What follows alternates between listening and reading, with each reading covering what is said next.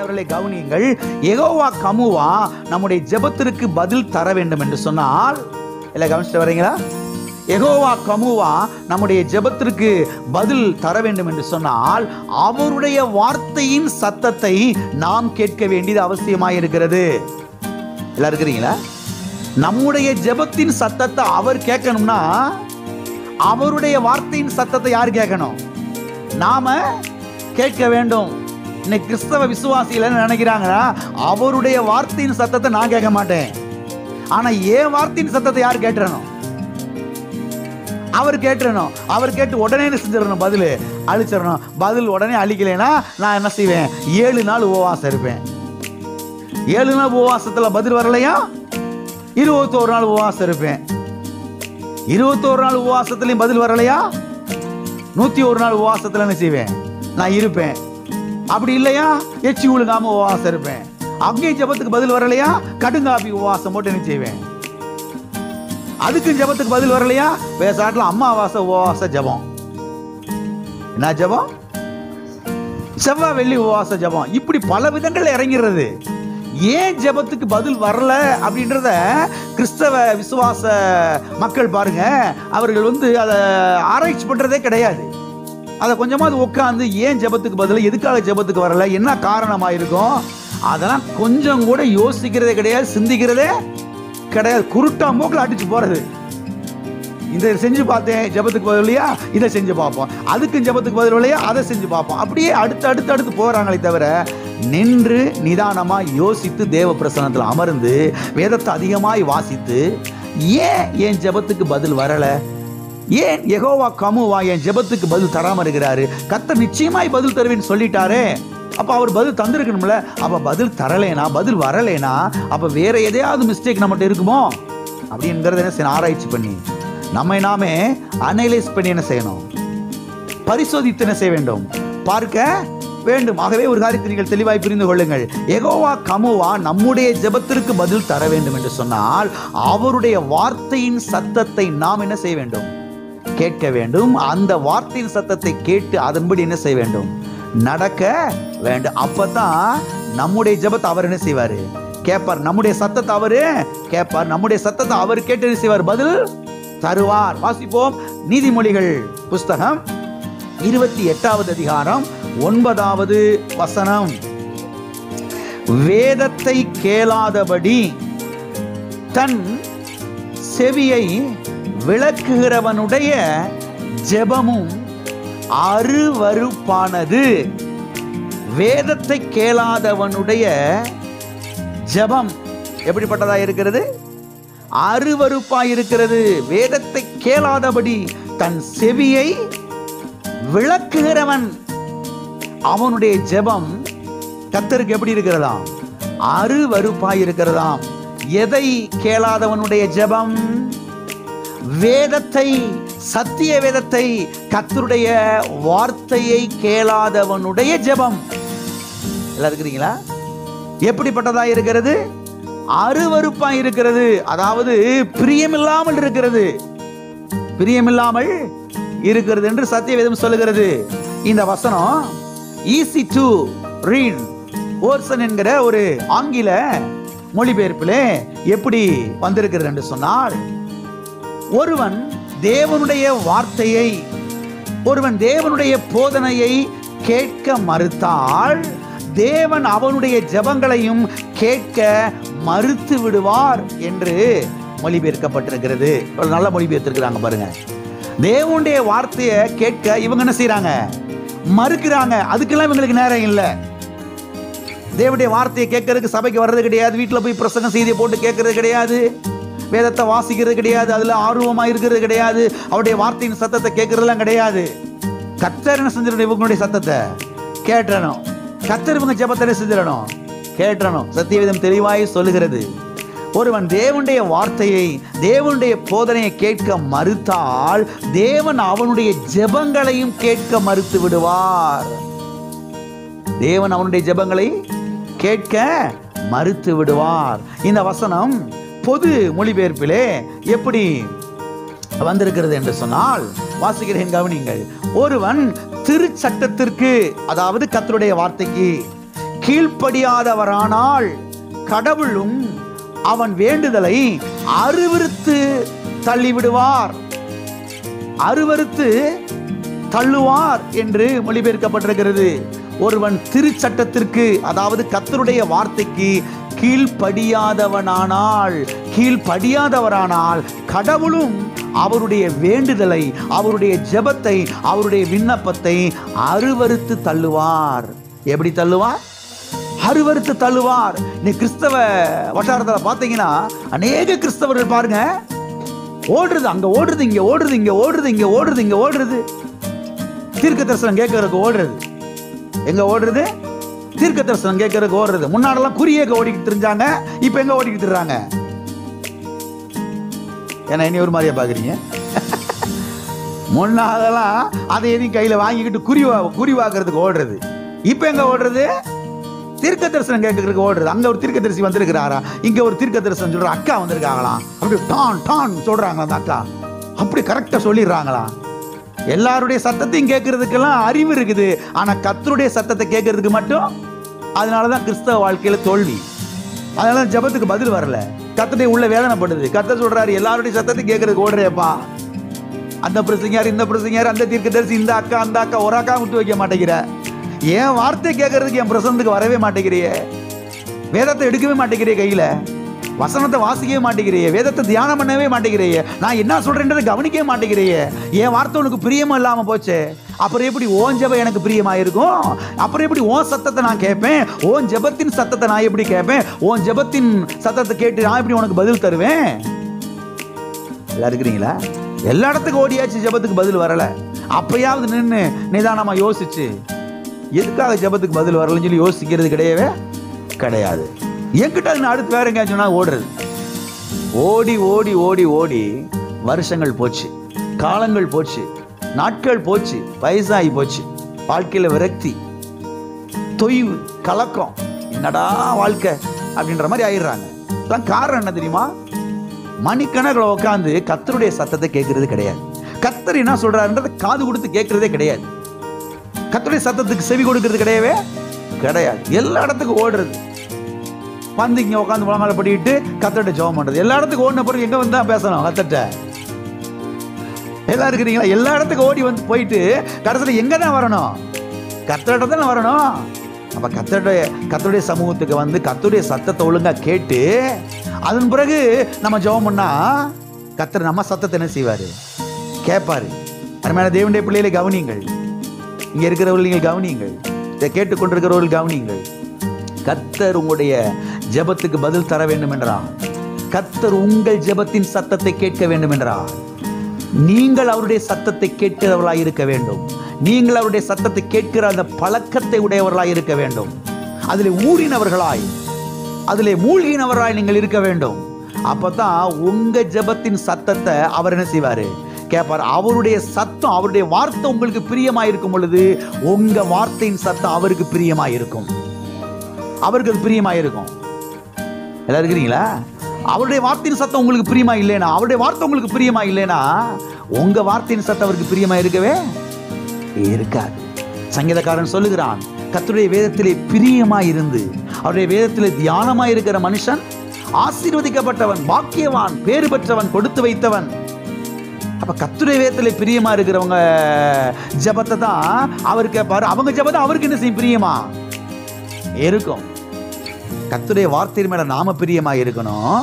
அப்பதான் நம்ம ஜெபத்து மேல அவர் என்ன செய்வார்? பிரியமா இருப்பார். ஆகவே இது ஒன்றோடு ஒன்றாக பாருங்க தொக்கி நிற்கிறது. ஆகவே தேவனுடைய பிள்ளைகள் ஆழமாய் கவனிக்க வேண்டும்.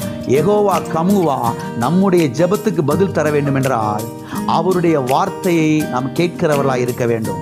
அவருடைய வார்த்தையின் சத்தத்திற்கு செவி சாய்க்கிறவர்களாய் இருக்க வேண்டும். அவருடைய சத்தம் எப்போதும் நமக்கு பிரியமாய் இருக்க வேண்டும். அவருடைய வார்த்தை நமக்கு எப்போதும் பிரியமாய் இருக்க வேண்டும்.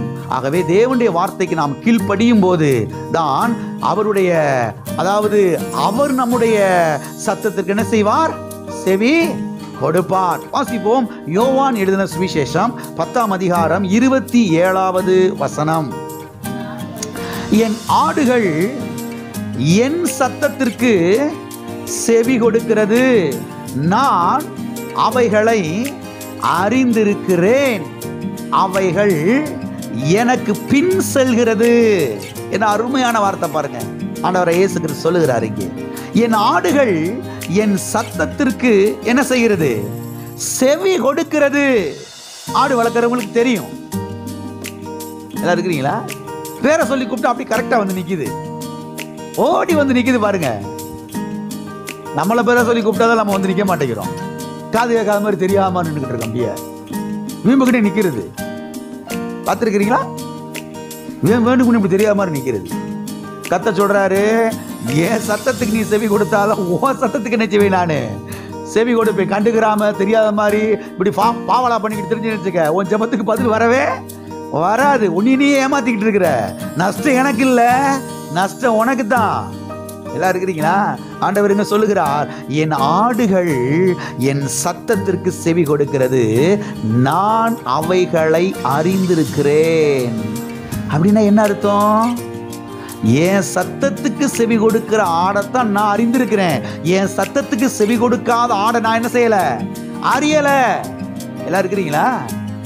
அப்ப அவருடைய சத்தத்துக்கு செவி கொடுக்கிற நம்மளை அவர் நல்லா அறிந்திருக்கிறாரு. நம்மள என்ன செஞ்சிருக்கிறாரு? அறிந்திருக்கிறார். அவருடைய ஜெபத்துக்குத்தான் கர்த்தர் என்ன செய்யறாரு? பதில் கொடுக்கிறார். ஆகவே நாம் அவருடைய சத்தத்தை கேட்டு பாருங்க நடக்கும் போதுதான் நம்முடைய சத்தத்தை அவர் என்ன செய்வார்? கேட்பார். அநேக கிறிஸ்தவர்கள் கர்த்தருடைய சத்தத்தை கேட்கிறதே கிடையாது. ஆனால் இவர்களுடைய சத்தத்தை அவர் கேட்க வேண்டும் என்று என்ன செய்கிறார்கள்? இவர்கள் நினைக்கிறார்கள், விரும்புகிறார்கள். இது சரி கிடையாது. அவருடைய சத்தத்தை நாம் கேட்கும் போதுதான் நம்முடைய ஜெபத்தை அவர் என்ன செய்வார்? கேட்பார். சரி, அவருடைய சத்தம் என்பது எது? இதை நீங்கள் கவனிக்க வேண்டும்.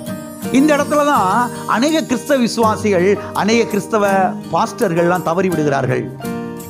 அவருடைய சத்தத்தை கேட்கணும், அவருடைய சத்தத்தை கேட்கணும்னா வானத்திலிருந்து அப்படியே வானமே அதிர்ற மாதிரி, வீடு அப்படி மகளே அப்படி வீடெல்லாம் குலுங்குற மாதிரி ஒரு சத்தம் கேட்கணும் மாதிரி இவங்க நினைச்சுக்கிட்டு இருக்காங்க. யாரு? கிறிஸ்தவ விசுவாசிகள். நான் வேற யாரையோ சொல்லல.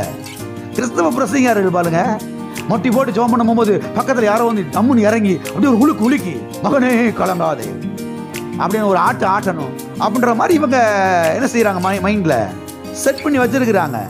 வருஷம் 35 ஆச்சு, இன்னும் ஒரு ஆள் வந்து குழுக்கவும் இல்லை, ஆட்டவும் இல்லை. இவங்களும் ஆடிக்கிட்டு கிடக்குறாங்க. இவங்களும் ஆடிக்கிட்டு கிடக்குறாங்க. யார் நம்மளை ஆட்ட வச்சு நம்மளாவது ஆடிக்கிறோம் அப்படின்ற மாதிரி. அருமையான தேவனுடைய பிள்ளைகளை கவனிங்கள். அவருடைய சத்தம் என்பது எது?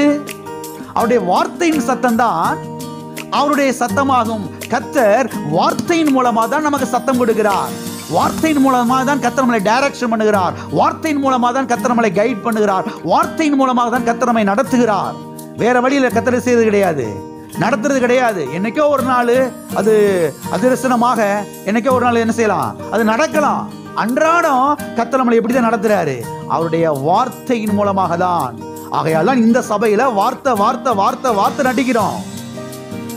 இன்னைக்கு வார்த்தையை விட்டு மக்கள் வழி விலை எங்கேயே போயிடுறாங்க, ஒண்ணுமில்லாம உட்கார்ந்து இருக்கிறாங்க.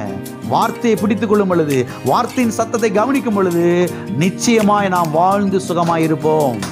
நிச்சயமாய் வாழ்ந்து சுகமாய் இருப்போம். தோற்று போக மாட்டோம். ஆமென்.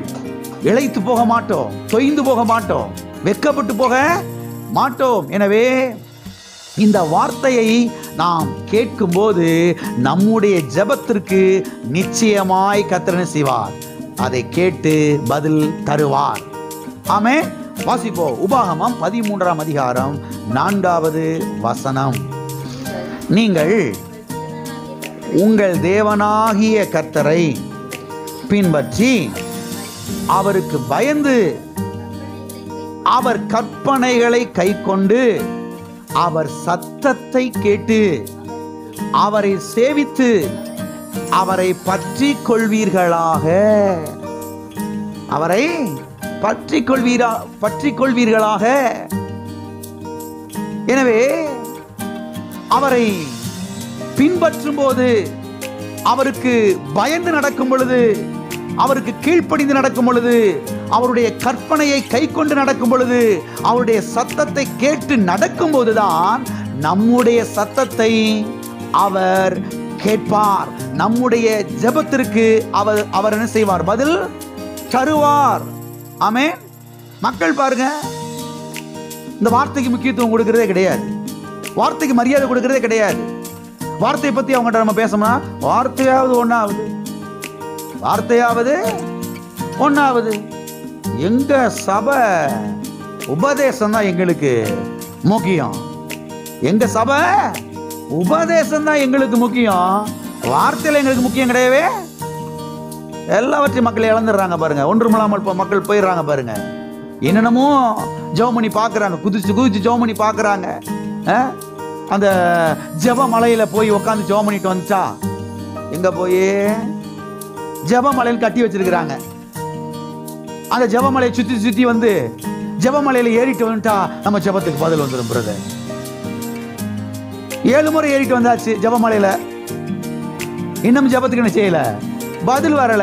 ஏன்னா கர்த்தர் சொல்றாரு, ஏன் வார்த்தையின் சத்தத்தை நீ கேட்கல, ஏன் வார்த்தைக்கு நீ செவி கொடுக்கல, ஏன் வார்த்தை உனக்கு பிரியமா இல்ல. இருக்கிறீங்களா? ஏன் வார்த்தை உனக்கு பிரியமா இல்லாதனால ஓன் ஜெபம் எனக்கு பிரியமா இல்ல, அவ்வளவுதான். நீ அங்கங்க ஓடிக்கிட்டு திரியிற, வருஷங்களை வீணாக்கிட்டு திரியிற.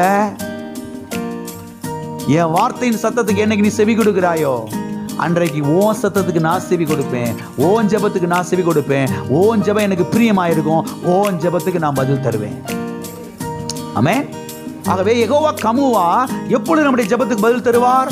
அவருடைய வார்த்தையின் சத்தத்தை நாம் கேட்கும் போது நமக்கு என்ன செய்வார்? அவர் பதில் தருவார். வாசிப்போம் சங்கீதம் 145:19. அவர் தமக்கு பயந்தவர்களுடைய விருப்பத்தின்படி செய்து அவர்கள் கூப்பிடுதலை கேட்டு அவர்களை ரட்சிக்கிறார். அவர் தமக்கு பயந்தவர்களுடைய விருப்பத்தின்படி செய்து, யாருடைய விருப்பத்தின்படி செய்து? தமக்கு பயந்து நடக்கிறவர்கள், தமக்கு கீழ்ப்படிந்து நடக்கிறவர்கள், தம்முடைய சத்தத்தை கேட்டு நடக்கிறவர்கள். எல்லாம் இருக்கிறீங்களா? அவருடைய சத்தத்தை யார் கேட்டு நடக்கிறார்களோ அவர்களுடைய விருப்பத்தின்படி செய்கிறார் கர்த்தர். அவர்களுடைய விருப்பத்தின்படி என்ன செய்கிறார் கர்த்தர்? காரியங்களை அவர்களுக்கு நிறைவேற்றி கொடுக்கிறார். ஆகவே கர்த்தருடைய விருப்பத்தின்படி நாம் செய்யும் போதுதான், அவருடைய விருப்பத்தின்படி நாம் நடக்கும் பொழுதுதான், அவருடைய விருப்பத்தின்படி நாம் வாழும் பொழுதுதான் நமக்கு அவர் என்ன செய்வார்? செவி கொடுப்பார். நம்முடைய ஜெபத்துக்கு அவர் என்ன செய்வார்? பதில் அளிப்பார். ஆகவே தேவனுடைய பிள்ளைகள் இதை ஆழமாய் புரிந்து கொள்ளுங்கள். அவருடைய சத்தத்தை நாம கேட்காம, அவருடைய வார்த்தையின் சத்தத்தை நம்ம கேட்காம, அவருடைய வார்த்தை நமக்கு பிரியமா இல்லாம நம்முடைய ஜெபத்துக்கு பதில் வரவே வராது. ஆகவே எப்போதும் கர்த்தருடைய வார்த்தையின் மேலே பிரியமாயிருங்கள். கர்த்தருடைய வார்த்தையின் சத்தத்தை கேட்பதற்கு ஆவலாயிருங்கள். விடிந்தா அடைந்தால் நேரம் கிடைச்சா வேதத்தை தூக்குங்க. அங்கெங்க ஓட வேணாம், அங்கங்க ஓடி திரிய வேணாம், நேரத்தையும் காலத்தையும் வீணாக்க வேணாம், வருஷங்களை வீணாக்க வேணாம். நேரம் கிடைச்சிச்சா உடனே சத்திய வேதத்தை தூக்குங்க, தனியா உட்காருங்க, உட்காந்து வேதத்தை வாசிங்க, அதுல பிரியமா இருங்க. நான் சொல்லுகிறேன், நீங்கள் செய்வதெல்லாம் வாய்க்கும், 100க்கு 100 வாய்க்கும். யெகோவா கமுவா நிச்சயமாய் உங்கள் ஜெபத்துக்கு என்ன செய்வார்? பதில் அளிப்பார். ஆமென்.